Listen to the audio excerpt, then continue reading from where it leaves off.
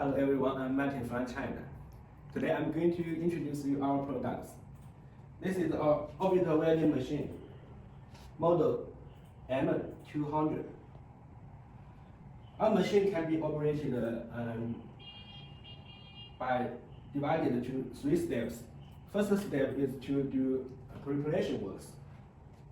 Usually we use our orbital cutting machine to cut pipes to see this high precision. Second, we use alcohol to clean our pipes. Then we use the spot welding machine to fix two pipes together. Match 2 pipes, very perfect. Okay.